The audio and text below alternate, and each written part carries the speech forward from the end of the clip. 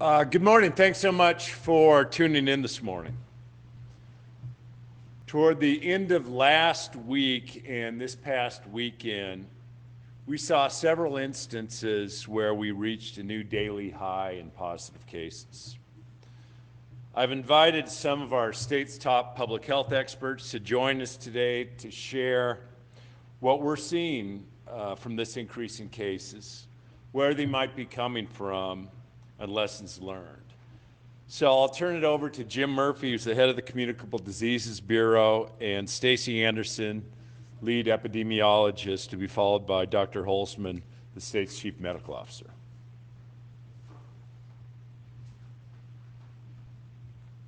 Thank you, Governor. So what our plan was to do was provide some recent updates about what we've seen with COVID cases and trends in Montana over the last few weeks, and talk a little bit about prevention steps. To date, Montana has reported approximately 10,700 COVID-19 cases. These cases include about 600 hospitalizations, including 100 people who are currently hospitalized across the state.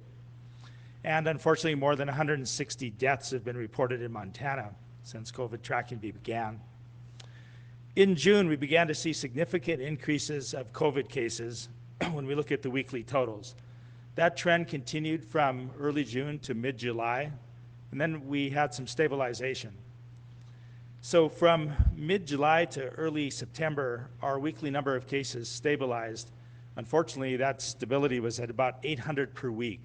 So just over the 2 months where we were stable, Montana added about 70% of the 10,000 cases that we've experienced. So fairly rapid growth. After this stabilization, though, last week showed a remarkable increase in cases. So we actually had an increase of 490 cases last week over the week prior, which brought us to 1,249 cases last week alone. So an all-time high. With that increase, we wanted to kind of look at it a little bit closer. And when you look at what counties had increases, 19 of 56 counties in Montana had an increase in cases. 6 of them had what we would consider significant increases in cases. Those 6 had 75% of that almost 500 increase. And those include Deer Lodge County, Rosebud and Northern Cheyenne, Flathead County, Roosevelt, Fort Peck area, Missoula, and Yellowstone counties.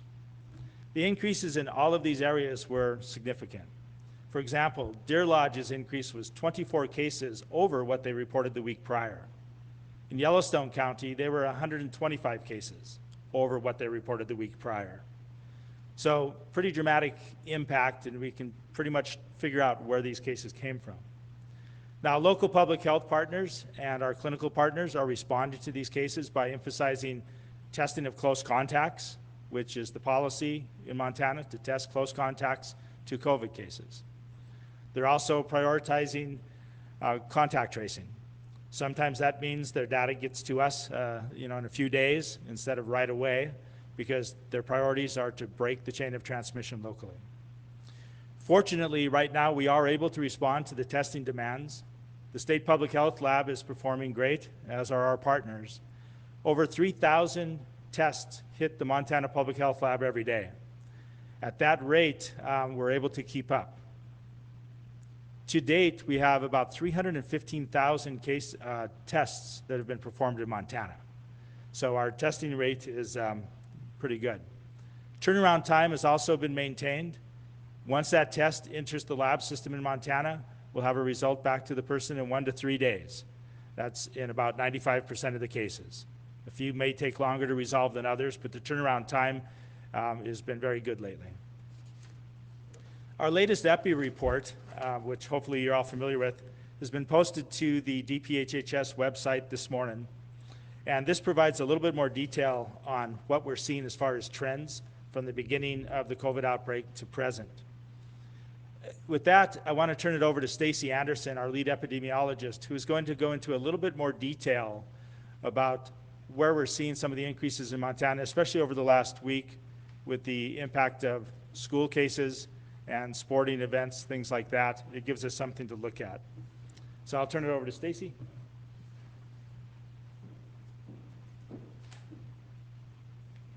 Thank Thank you, Jim, and thank you, Governor Bullock.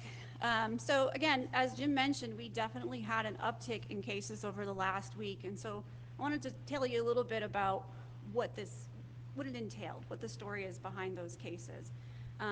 When you look at age groups, we saw an increase in all age groups across Montana, but we happen to see significant increases in certain age groups. And we can connect that back to a few things. So the first thing I'm going to talk about is schools opening. You know, I think we all know that when schools opened, we expected to see some cases associated with that activity. As of Friday, we have 62 schools in Montana that have reported COVID cases in their school. And this includes all levels of schools and universities. And then when you look at some of our local public health investigations related to these cases, we're finding that there's some individuals who are attending social events, for example, or things like that. And when we look at data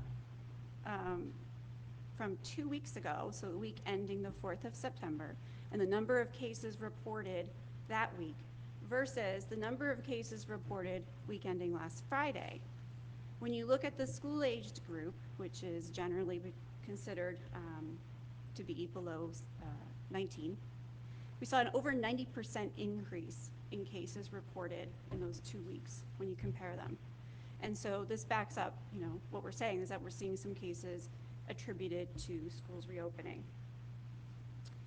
Also, we're seeing connections to certain social events. We have case investigations. Again, our local public health folks are working really hard to do contact tracing, and they're finding that some of these cases have attended social events, whether it be associated with parties or gatherings with family, or going to bars and having social activities there. And we can back that up with data too. Not only to date can we say that 40% of our COVID cases across Montana have been attributed or are in that age group of 20 to 39 years of age. Again, when you look at 2 weeks worth of data, you look at week ending the 4th of September versus the week ending the 18th of September, we saw about a 50% increase in cases in that age group as well. So the other setting that we're finding we're having an increase in cases attributed to is, of course, congregate settings. We've already talked about schools. Schools can be considered a congregate setting. But we also continue to see cases in our long-term care facilities and our assisted living facilities, which of course is where a lot of our most vulnerable Montanans are. Cases are in both residents of these facilities as well as staff members. We're also seeing continued transmission in correctional facilities. So these are the congregate settings that have the highest number of cases attributed. So that's sort of the trends that we're seeing in the last week. And really, you know, this is where I want to talk to you a little bit about prevention. Until we have an effective vaccine or a treatment for COVID, until that's available, the best ways that you can protect yourself and protect the people around you is the things we've been talking about all along. To practice social distancing, try to maintain that 6 feet of distance between each other. When you can't do that, wear a mask. And wear a mask means wear a mask correctly. It goes over your nose. If you're sick, please stay home until we can rule out that you don't have COVID, if you can. Try to avoid others around you who are sick. Wash your hands frequently. Clean and sanitize things in your house or in your workplaces more frequently than you would. These things will help us not only to keep COVID from spreading and having this increase in cases, but it also will help us as we move into cold and flu season this fall and winter. We're all in this together. And with that, I'm going to turn this over to Dr. Holtzman.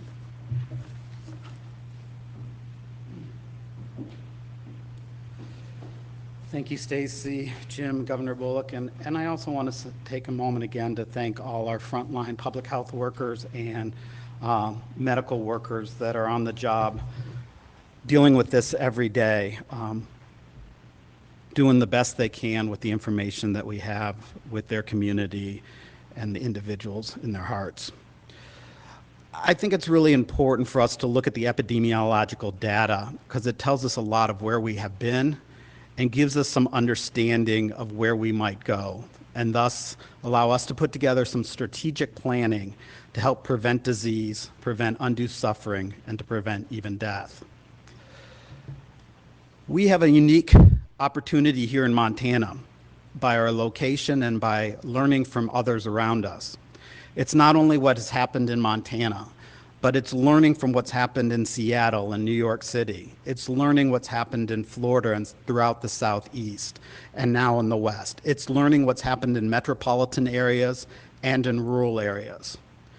While we still don't know a lot about COVID-19 or the coronavirus, we have learned a lot over the last 9 months. We know that most individuals who acquire COVID-19 have mild or moderate symptoms and seem to recover without problems. However, we still need more time to fully understand the long-term consequences. There's a new research that just came out that looked at inflammation that they're seeing in the heart and what the long-term effects on that or what that might mean is still areas to know more about. However, for some individuals, they have very protracted recoveries. There's some individuals that have secondary complications, and sadly, over 160 people within Montana have died. While we can state that those with underlying conditions are at higher risk to have a poorer outcome, we cannot state individually how one individual will respond to getting this virus. Will they have a bad outcome? Will they have no symptoms whatsoever? We really don't have a good understanding. For all that's going around, political spin will not stop the coronavirus. We need to continue to work together to decrease the diseases in our community. When disease rates rise, we see more suffering, we see more death. We see schools that have to close down, not necessarily because of a health mandate, because we don't have teachers to teach or students to learn. We can see businesses suffer as people are concerned about going out and acquiring the virus. Instead of going to a local shop, they might order something on Amazon. However, we do have strong science-based information. While not perfect, we know it can decrease the risk of acquiring COVID-19 significantly. And however, for the greatest success for this to happen, we all need to use our individual responsibilities to care for those around us. Stacy went through these individual points that we've said over and over again, but let's just say it again. We keep our distance. We do that for ourselves because we want to protect ourselves from getting the virus. We also do that to stop the spread to someone else. As we know, many people have the virus, can be asymptomatic or pre-symptomatic. They haven't started to show symptoms, but yet can still spread the disease. We may wear a mask because we care about those around us. And while it might have some mild protection for us individually, it's really to protect those around us. And again, you may have the disease without knowing it. We wash our hands for ourselves and for those around us. We do disinfectant of highly touched surfaces for us and those around us. And I can't state these last 2 points enough. If you have the virus, whether you have any symptoms or not, follow public health guidance. And if public health has determined you are a close contact, follow their guidance. Stay isolated, stay quarantined. If you have the virus, we know you can spread the disease. Back in August, I'm sure many of you saw the reports about COVID-19 deaths now being the third leading cause of death in the United States. That is not true here in Montana.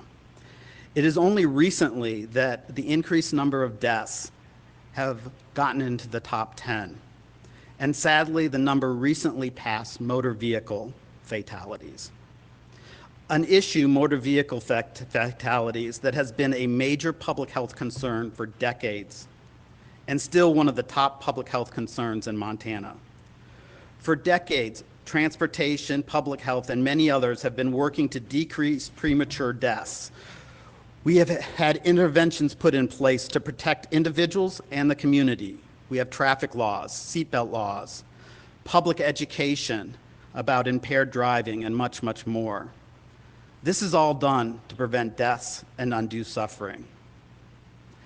While we all have COVID-19 fatigue, we need to continue to work together. Like any team sport, there'll be ups and downs along the way, but unless we work together, the chance of meeting our goals and preventing untimely suffering and death goes down significantly. We have seen what has happened around the country in both metropolitan areas and rural areas. We don't have to have those outcomes here in Montana. Watch your distance, wear a mask, wash your hands. For your fellow Montanans, for health, for the economy, we need to do it all for each other. Otherwise, I'm concerned we might see some of the outbreaks and the stresses on the hospitals that we've seen in Texas, Florida, and many other states around us. Thank you.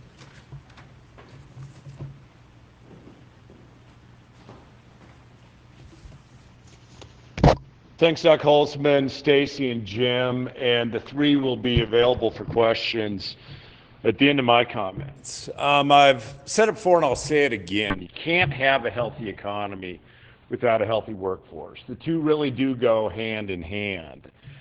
Montana Department of Labor and Industry recently launched a new comparative performance dashboard that currently ranks Montana sixth in the nation on employment performance since the pre-COVID-19 recession peak. In other words, we have the sixth fastest job recovery in our country. The data tracks state comparisons on a whole variety of metrics in addition to country and industry comparisons. You can find that website at lmi.mt.gov.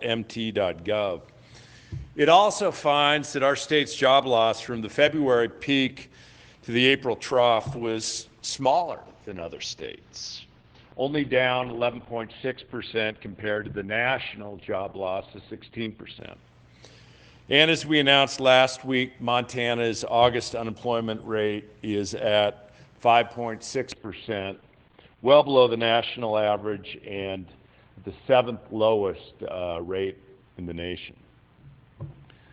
Montana continues to outperform the national economy and many other states in recovery from the pandemic. And we know that the shorter duration of our stay-at-home order helped us to moderate economic losses and lead to the quicker economic recovery. I think back to when we'd stopped the spread of the virus, allowing us to enter a new normal and allowing businesses to again welcome patrons inside their doors. Montanans showed their resilience in coming together to fight this virus last spring and early summer. Once you all receive the case count from yesterday, you'll see that once again, we've reached north of 260 cases in a day. A number that is uncomforting and a trend that we cannot continue down. We need Montanans to be just as resilient as we were back in the spring and early summer, now and in the coming future. For our economic recovery to continue down the promising path that it is, we need to be. A healthy economy is truly reliant on a healthy population. And a healthy population relies on masking up, avoiding large crowds, staying home when sick, and following quarantine orders from your local health department. Ignoring public health best practices isn't some sort of act of resistance. All it does is harm our small businesses and put us further from our goals of minimizing the harm of this virus. When we act responsibly, small business owners can stay healthy and keep their doors open. When we act responsibly, Montanans not only feel safe, but are safe to continue supporting our restaurants, breweries, bookshops, and more. When we act responsibly, Montanans can stay on the job. Mom and pop shops in Montana often only have 2 employees, mom and pop. If they get COVID-19, they can't keep their business running. This ripple effect is why it's so critical we do everything in our power to keep COVID-19 manageable in Montana. When you follow public health guidelines, the ones that by very design are there to keep you as safe and healthy as possible, you're saying that you care for your community. You're saying you want your neighbors to be healthy and their businesses to succeed. Now, we still remain in the bottom 10 of states in terms of positives per capita, as we have all throughout this pandemic. But increases we've seen in cases over the past week are certainly concerning to me. It should be concerning to all Montanans, and in particular those who are living in areas of our state where the numbers just keep growing, yet public health recommendations are often disregarded. Yesterday, I received a document from the White House, and we'll put that on the website, and was in advance of the weekly call that I participate in with the Vice President, the Coronavirus Task Force team at the national level, and our nation's governors. That document from the White House encourages that in areas of high transmission in Montana, that we should be issuing fines where there's a failure to wear a mask. Now, we do things the Montana way here, and we aren't going to start encouraging the issuing of fines. But I think the point here ought to be clear enough. We all need to do our part in wearing masks and find ways to encourage others to do the same. Something that the Vice President himself and other senior administration officials too are encouraging and echoing. I know that we can get our hands around the virus, the Montana way, by working together. We've done it before and we can do it again. Let's do it by reinstilling that sense of care for our communities. Let's do it so we can have healthy workers to support a healthy economic recovery. We'll now open up for questions. If you'd like to ask a question, you can press 5*. You'll be notified that your hand is raised. When we unmute your phone, you'll be notified that you've been asked to call, or you've been called on to ask a question. If your question's already answered, you can press 5* again. First phone question. Hi, Governor Bullock. This is Maritza Giorgio from NBC Montana, and I have 2 questions. The first on masks. Regarding that document you just mentioned, is there any point where you could see changing your stance and imposing fines for not wearing masks? Maritza, I certainly hope that, look, all of these are public health orders, so you could, but that's, the point is that this shouldn't be about fines, even if that's what the White House is encouraging. This should be about Montanans taking care of one another. I mean, as Stacy pointed out, look, we know that the spread is more significant in some communities, and we need to make sure that in those communities, indeed all across the state, that we're taking these steps to keep our businesses open, to keep our schools open, to keep our population safe and healthy. So no, there isn't, any additional steps that we're looking at taking right now, other than to encourage what we know that works. And your next question. Okay, my next question is, I've heard several reports now of some medical professionals, including nurses in hospitals, telling their patients this is a hoax or nothing that needs to be taken seriously right here in Montana. I'm wondering, for anybody up there, what's your reaction to hearing that? Is there anything that can be done to get people on the same page here, especially in our medical community? Why don't I turn that over to Doc Holzman first, at least? Yeah.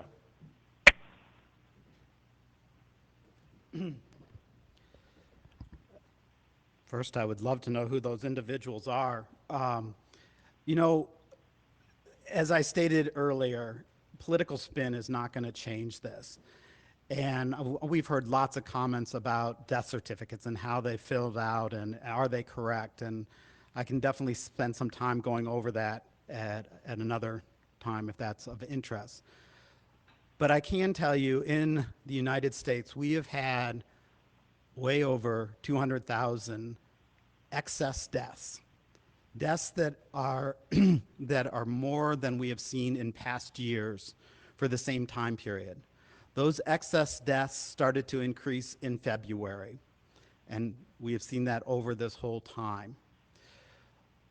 We can speculate, and I think many people believe that the COVID-19 deaths are probably higher than the 200,000 that is being reported right now.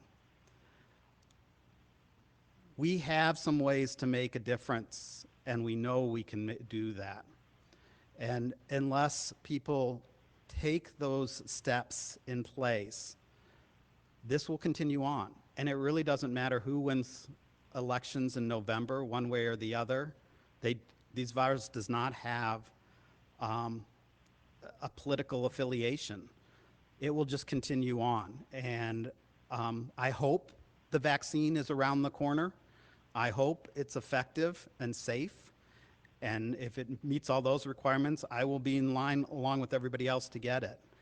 But to sit around and wait for that and allow more people to die, more people to suffer, more people to have huge medical bills when they spend long, long times in the ICU, is just not something that I'm willing to stand for, and I hope most people aren't either. And Maurice, I guess I'd only add that certainly, I mean, you can find the one individual out of the dissension when it comes to almost any issue of the day or topic, but would also underscore that I've met incredible healthcare providers, frontline nurses that go to work each and every day, not only to care for their patients and their community, but at risk to themselves. And doctors that are working every day. So, while there might be some outliers in all areas of the world, or indeed even in our state, I think the vast majority of folks both know what we need to do to get our hands around it. And the medical community, which is dealing with this directly each and every day, I hear continued both concerns about case numbers and continued encouragement and leadership from the medical community on what we all need to do to get our hands around this thing.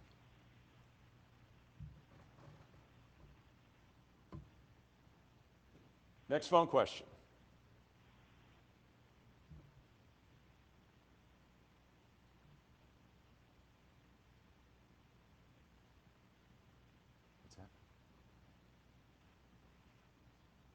Next phone question. Morning, Governor. It's Phil Drake from the Tribune. How are you today, sir? I'm good, Phil. How are you? Fine, thank you. Was just wondering, I hear a lot of talk about, fear of a second wave of coronavirus, but do you think Montana is going through that now, or is that second wave still to come?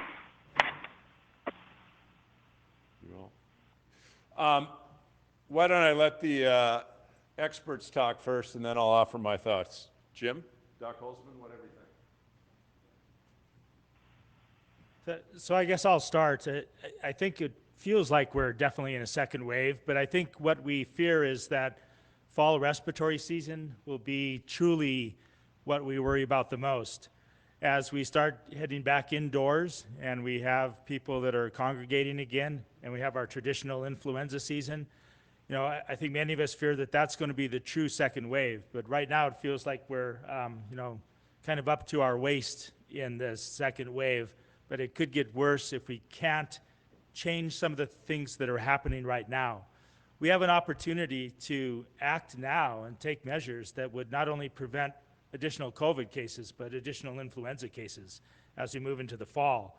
A lot of the same things that we're trying to do and promote to prevent COVID will prevent influenza. And if you imagine right now that we have medical units, like in Billings at the hospitals, that are stressed by what they're seeing right now, imagine how that's going to be in a month when our first influenza cases start rolling in. So I do think that it feels like, we see that second wave approaching, and I think that there's things we can do about it. And I'll turn it over to Greg.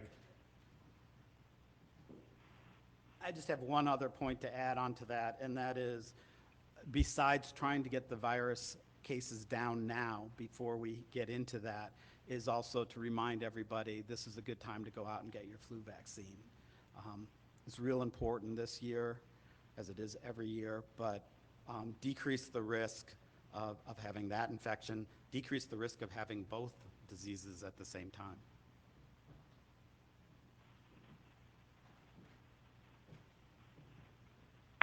Thank you.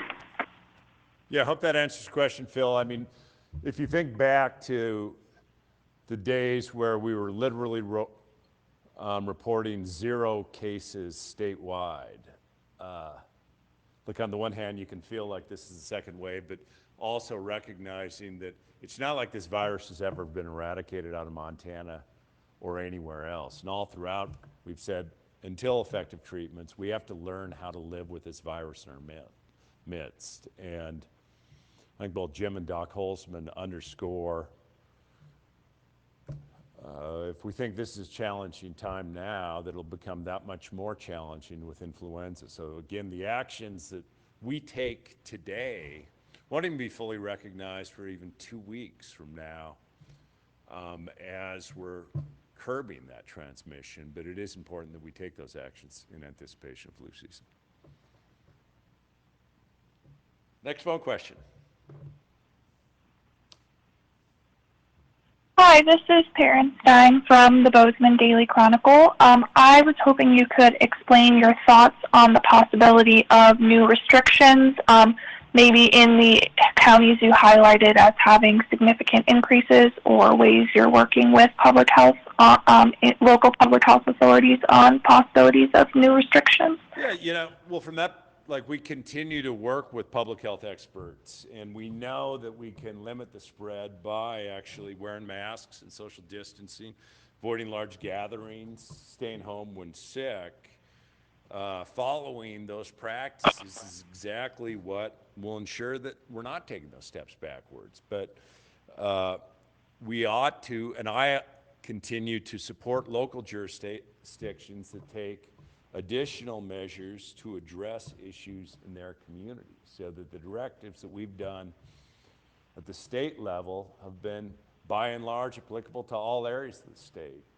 And local communities and local counties and local public health entities can actually be more restrictive, and we'll support those measures.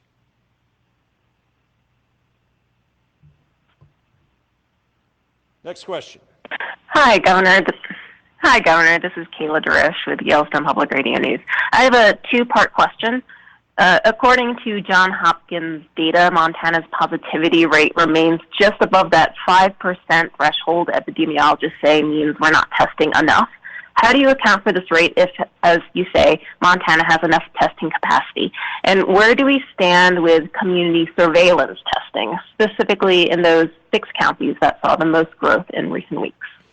Kayla, I'll answer part of it on testing, then turn it over to Jim Murphy as far as the overall thresholds. Yeah, look, over the last 4 weeks, we did 89,000 tests in Montana. And thinking about when we were trying to hit a threshold of about even 60,000 a month, we're at 150% of that. And when it comes to sort of those community area testing, we work with any impacted area that wants to actually stand up additional testing. Over this past week, we did community testing in, I think, Park County, and we did it in, it was Northern Cheyenne or Fort Peck?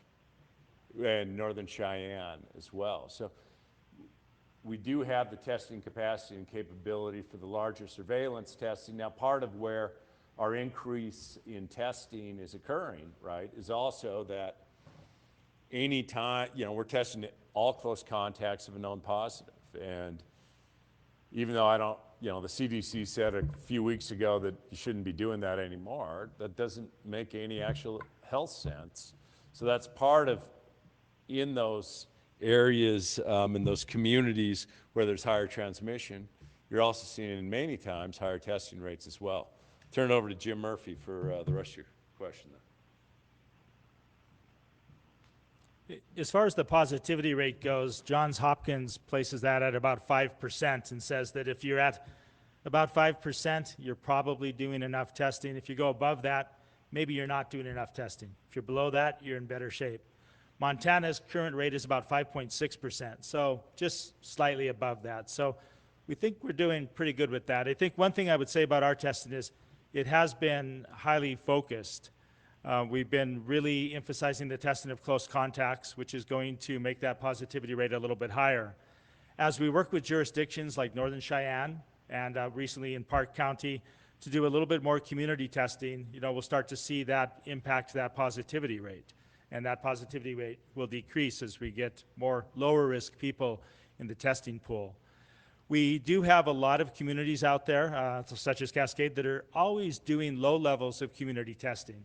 They're not doing the big broad events as much, but a lot of them are offering drive-through testing, for example, where people do have the opportunity to test, even if they're not at elevated risk. So I think, the areas are moving slowly back into that mode. Everybody's very conscious about not overwhelming the testing system, because as the governor said, we've already, over the last month, have done an impressive number of tests, and that hopefully will continue. But we do watch the positivity rate close, and we'll continue to do that and try to make adjustments as we go. But right now, I think most of us are comfortable where we're at with that. We're not seeing anything frightening by that rate of 5.6.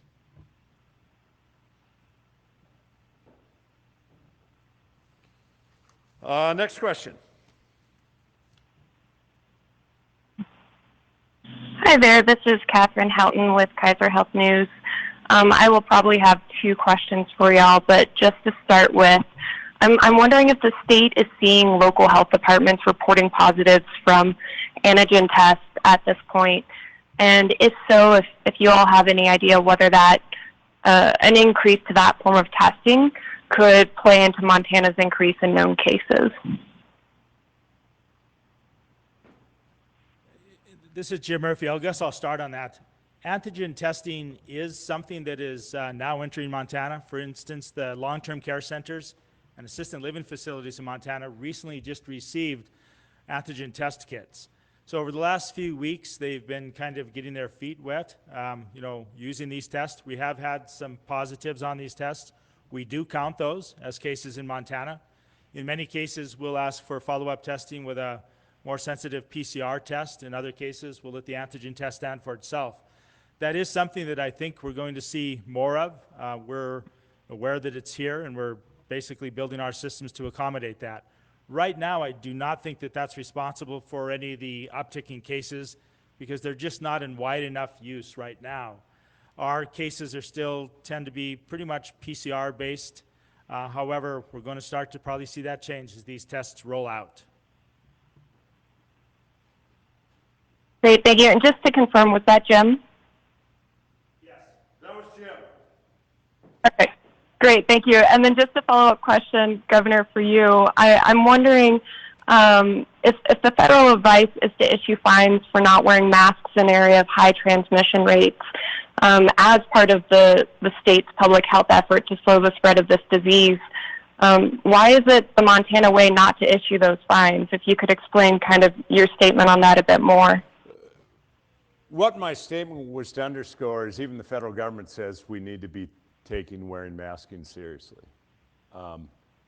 And I think that that's, from my perspective, that we need to take this seriously. That Montanans doing so is much more important from my perspective than any local governments issuing fines. But it seems like Montanans are not doing so is one of the points you've stated as far as high transmission, we need people wearing masks. Yeah, and I certainly hope... If I'm wrong on that, though, please correct me. No, and I certainly hope we will get to the point where the social acceptance of mask wearing is much greater. And it's unfortunate that, at times this seems to be falling into either political divides or other sort of pitting folks against one another when at least it's not just governors saying that we should do this, and it's not just health experts saying that we should be wearing masks. Thank you. You're welcome.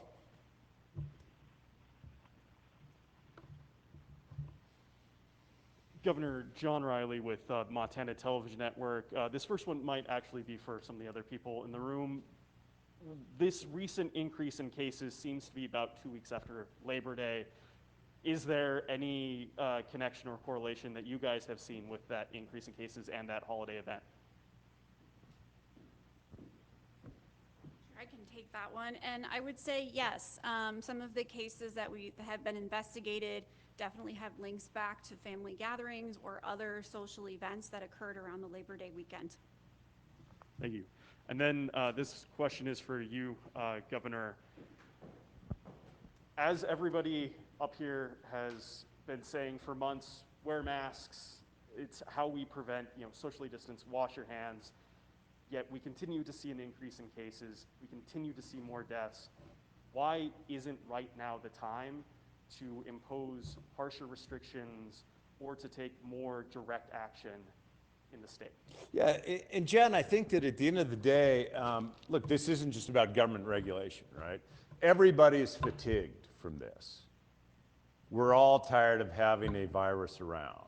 I'm so over it, I just wish the virus was. So we'll continue to listen to public health experts. We'll continue to say what are the best steps. But we solve this not by government regulation alone. We solve it by recognizing that, look, we want to keep our schools and our businesses open. And how many times I've talked to business owners across this state that they weren't shut down because of our stay-at-home order. They were shut down because they ended up with positives in their workforce. The more that we can limit community transmission, and that really is on all of us, the more our businesses will stay open.